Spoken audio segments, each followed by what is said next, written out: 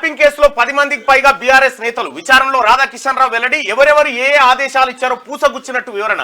Task force లో చేసిన అవకతవకలపైన ప్రశ్నలు న్యాయ నిపుణులతో చర్చించి 200 ప్రశ్నల చిట్టా. కీలకమైన వాటికి జవాబులు రాబట్టిన దర్యాప్తు అధికారులు. నేటితో ముగియనున్న రాధాకిషన్ పోలీస్ కస్టడీ. ముందస్తు బెయిల్ ఆలోచనలో ప్రభాకర్ రావు. న్యాయ నిపుణులతో ఎస్ఐబి మాజీ చీఫ్ చర్చలు. ప్రణీత్ రావు ఉపయోగించిన ద్విచక్ర వాహనం సీజ్. ఈ కేసులో వచ్చే వారం కీలక మలుపులు తిరగబోతా ఉంది ఫోన్ ట్యాపింగ్ కేసు. ట్యాపింగ్ కేసులో 10 మందికి పైగా బీఆర్ఎస్ నేతలు ఉన్నారట. 10 మంది బీఆర్ఎస్ పార్టీలో టాప్ 1, 2, 3, 4 ఉంటది కదా, వాళ్ళైతే పక్క ఉండాలి కదా.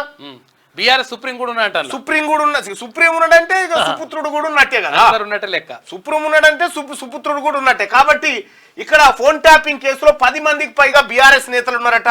వచ్చే వారం నుంచి ఈ కేసు కీలక మలుపు తిరగబోతుంది. అది మనకు స్పష్టంగా అర్థమైతా ఉంది. ఇంకా ఇంతకాలం పోలీస్ అధికారుల చుట్టూ తిరిగిన phone tapping case task force మాజీ డీసీపీ రాధాకిషన్ రావు విచారణతో కీలక మలుపు తిరుగుతుంది.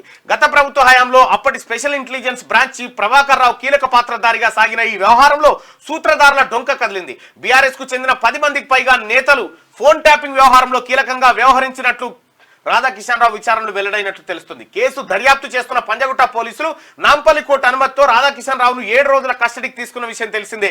బుధవారం రాధాకిషన్ కస్టడీ ముగియనుంది. మొదటి 2 రోజులు వ్యక్తిగత జీవితం, సర్వీసు, ఎస్ఐబిలో ప్రత్యేక టీంలలో ఎవరెవరు పనిచేసేవారు, ఫోన్ ట్యాపింగ్ జట్టు ఎవరితో కలిసి పనిచేసింది, ఎస్ఐబిలో ఉన్నటువంటి ఇతరులు ఎవరు అనేది మొత్తం దర్యాప్తు చేస్తా ఉంది. మీకు సురువైంది, మీకు రావుకాలం సురువైంది అనుకొని చెప్పుకోవాలి. టిఆర్ఎస్ పార్టీకి రావుకాలం సురువైంది. రావుకాలం పోయింది, రాహుకాలం వచ్చింది. రావుకాలం పోయి రాహుకాలం వచ్చింది.